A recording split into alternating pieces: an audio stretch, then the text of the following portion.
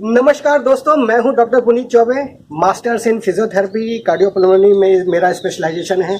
और इधर काफ़ी दिनों से सुनने में आ रहा है, देखने में आ रहा है कि कोविड की सेकंड वेव चल रही है, जिसकी वजह से काफ़ी लोग काफ़ी परेशान हैं। मेरे जानने वाले परेशान हैं कि क्या किया जाए, क्या ना करें। उनके लिए मेरे को ये वीडियो बनाना पड़ा कि हाँ भाई, हमें इस सिचुएशन में आज के समय में क्या करना चाहिए और क्या नहीं करना चाहिए।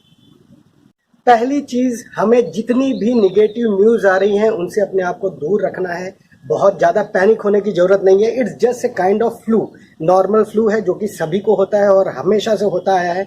इस बार हम लोग ज़्यादा ही कॉन्शियस हो गए हैं और ज़्यादा ही न्यूज़ देख देख करके घबरा गए हैं। बहुत ज़्यादा घबराने की ज़रूरत नहीं है। अगर कोविड किसी को होता है तो उसके लिए परेशान होने की ज़रूरत नहीं है। कोविड हो गया, ठीक है, कोई बात नहीं। मेरे को भी अभी 3-4 दिन से मैं भी परेशान हूँ और मेरे को भी कोविड पॉजिटिव था। मेरे सारे फैमिली मेम्बर्स कोविड पॉजिटिव हैं, तो उसके लिए घबराने की ज़रूरत नहीं है। हमें जो मेडिकेशन है उसके ऊपर काम करना है। गवर्नमेंट में जो आजकल व्हाट्सएप पे, फेसबुक पे आपको दिख रहा है कि गवर्नमेंट की जो गाइडलाइंस हैं मेडिसिन की, वो मेडिसिन आपको यूज़ करना है, जिसमें एजिथ्रोमाइसिन 500 mg है, कैलपॉल 650 mg आपको 4 बार लेना है, आइवरमेक्टिन 12 mg। ये सारी डिटेल्स हैं। विटामिन सी, जिंक टैबलेट्स लेनी है, ये सब आपको लेना ही लेना है।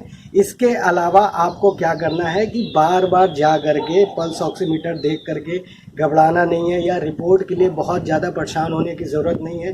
टेस्ट कराने के लिए परेशान होने की ज़रूरत नहीं है। अगर आपको जो कोविड के सिम्टम्स हैं, सर्दी है, खांसी है, बुखार है, और सबसे बड़ी चीज़, अगर आपको टेस्ट नहीं आ रहा है, टेस्ट, माउथ का टेस्ट अगर नहीं आ रहा है, आपको टंग से आपको टेस्ट नहीं मिल रहा है और स्मेल अगर नहीं आ रही, तो इसका मतलब आपका कोविड टेस्ट पॉजिटिव है।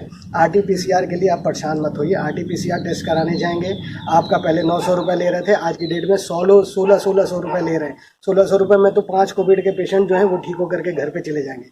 इसलिए इसको चक्कर में आपको परेशान नहीं होना है। RT-PCR का अगर पॉजिटिव या निगेटिव आता है तो भी आज की डेट में कोई डॉक्टर उसको मान नहीं रहा है कि हाँ वो पॉजिटिव है तो भी हम मान लें, या निगेटिव है उसको मान लें। आपको HRCT थोरैक्स कराना पड़ेगा, आप उसको कराएंगे। फिर भी क्या है कि प्रोटोकॉल सेम है। जैसे कि मैं एक फिजियोथेरेपिस्ट हूँ, अगर मेरे को पास में कोई बैक पेन का पेशेंट आता है, उसको स्लिप डिस्क है, तो विदाउट MRI कराए मेरे को पता है कि अगर इसको स्लिप डिस्क है तो जो मैनेजमेंट करना है मुझे, वो मैं मैनेजमेंट उसको कराऊंगा, ना कि MRI के लिए अगर नहीं हो पा रहा है तो उसको लाइन में लगाऊँ, उतना पैसा बर्बाद करूँ। ठीक उसी तरीके से अगर आपको कोविड के सिम्टम आ रहे हैं, आप अपने आप को आइसोलेट करिए, घर में रखिए, लोगों से डिस्टेंस बनाइए और जो प्रिकॉशंस है उनको फॉलो अप करना है, मेडिसिन को लेना है और टेस्ट कराने के लिए बार बार परेशान नहीं होना है। मेरा भी गला अभी ख़राब है, बहुत ज़्यादा मेरे पास कॉल्स आए, लोग बहुत ज़्यादा परेशान है, इसलिए मेरे को ये वीडियो बनाना पड़ा। दूसरी चीज़ जो सबसे इम्पॉर्टेंट है, हमको टाइम पर अपनी डाइट को लेना है, हेल्थ को अच्छा रखना है, माइंड को सबसे ज़्यादा अच्छा रखना है।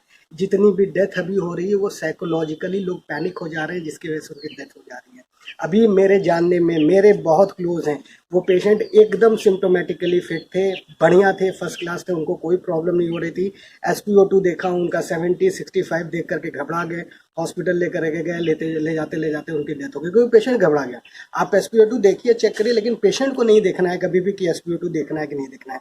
4-5 चीज़ें मैं आपको बताने जा रहा हूं कि आपको क्या करना चाहिए जिस केस में पेशेंट को हॉस्पिटल लेकर के जाना है, और किन केसेस में आप घर पे रह करके पेशेंट का ट्रीटमेंट कर सकते हैं।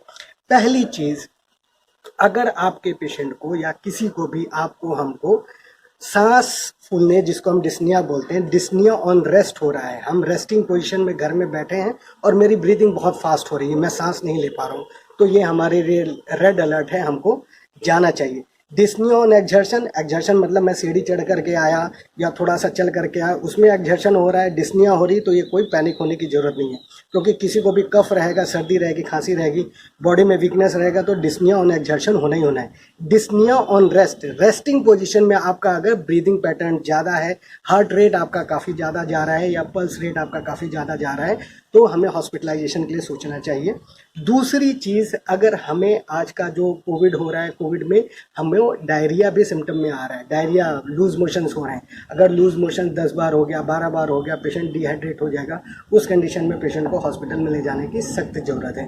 तीसरी चीज़, हमें तब पैनिक होना है कि जो हमारे वाइटल्स ऑर्गन्स हैं या हमारे जो जेनाइटल ऑर्गन्स हैं, लिप्स हैं, इन पे कहीं पे हमको ब्लूइश कलरिंग दिखाई देती है, जो कि साइनोसिस का सिम्टम है। इसका मतलब हमको साइनसिस आ रहा है, साइनोसिस हो रहा है। साइनोसिस हम बोलते हैं। साइनोसिस मतलब ब्लूइश डिस्कलरेशन ऑफ लिप्स पे हमें दिखाई देगा, या हमारे जेनिटल ऑर्गन्स पे दिखाई देगा। नेल्स हमारे ब्लू हो रहे हैं तो इसका मतलब ये हमारे शरीर में हाइपोक्सिया हो रहा है, हमारे शरीर में ऑक्सीजन की कमी हो रही है, हमें हॉस्पिटल जाना चाहिए। सैचुरेशन के लिए मैं भी कहूँगा कि अगर सैचुरेशन कम जा रहा है तो हमें डेफिनेटली हॉस्पिटल में जाना चाहिए। लेकिन आज की डेट में मुझे जो मेरा पर्सनल एक्सपीरियंस है, कई लोगों का मैंने देखा कि पेशेंट एकदम फिट हैं, फर्स्ट क्लास हैं, घर में बैठे हुए हैं और सैचुरेशन उनका गड़बड़ आ रहा है। तो इसलिए मेरे को उस पर फेथ नहीं है। हो सकता है कि मशीन में कोई गड़बड़ी हो, आप बैटरी चेंज करके देखिए। ये सारे सिम्टम है। दूसरी चीज़, अगर किसी पेशेंट को हाथ पैर में कुछ लॉस ऑफ सेंसेशन अगर मिलता है, उनको दिक्कत हो रही है कि हम लॉस ऑफ सेंसेशन हो रहा है, कुछ सेंसरी डिफिसिट आ रही है, तो हमें तुरंत हॉस्पिटल कंसल्ट करना चाहिए। या किसी भी तरीके की कोई इमरजेंसी पड़ती है, या आपको लगता है कि हाँ पेशेंट हमारा अनकंफर्टेबल फील हो रहा है। हाँ, एक चीज़ और, पांचवी चीज़, चेस्ट पेन। अगर किसी भी तरीके का चेस्ट पेन हो रहा है, हैवीनेस लग रहा है, ब्रीदिंग प्रॉब्लम हो रही है, तो हमें कंसल्ट करना चाहिए, हॉस्पिटल में जाना चाहिए।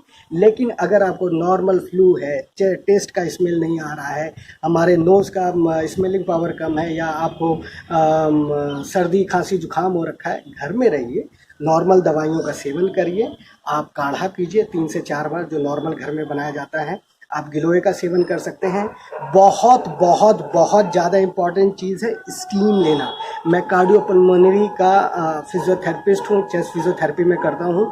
आपको मैं बताऊँगा क्या क्या सिंपल चीज़ें करने से आप घर में बैठ करके अपने लंग्स का कैपेसिटी अच्छी कर सकते हैं, लंग्स का एक्सपेंशन अच्छा कर सकते हैं, उनकी ब्रीदिंग कैपेसिटी बढ़ा सकते हैं, SpO2 सैचुरेशन भी बढ़ा सकते हैं। ये सारी चीज़ें मैं बताऊँगा, जिसमें कि पोजिशनिंग भी है, हम किस तरीके से पोजिशन करें, पेशेंट की कैसे पोजीशनिंग करें, कौन सी पोजीशन में एक्सरसाइजेस करानी चाहिए, या कौन सी रिलैक्सिंग पोजीशन है, वो सारी चीज़ें मैं आपको बताऊंगा।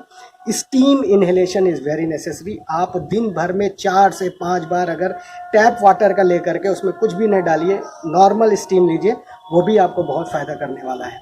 शुरू के 3 दिनों में आप गर्म पानी में नमक डाल करके गरारा करिए, ये आपको फ़ायदा करेगा। लेकिन लास्ट के आफ्टर 3 डेज़ आपको, आफ्टर 3 डेज़ तो स्टीम लेना ही लेना है। शुरू से ही स्टीम आप लेंगे 4 से 5 बार, तो आपके लिए बहुत बहुत बहुत फ़ायदा होगा। आप नॉर्मल पानी में कर सकते हैं, चाहें तो ब्रीद इजी करके एक टैबलेट आती है, उसको लेकर के आप स्टीम इनहेलेशन कर सकते हैं।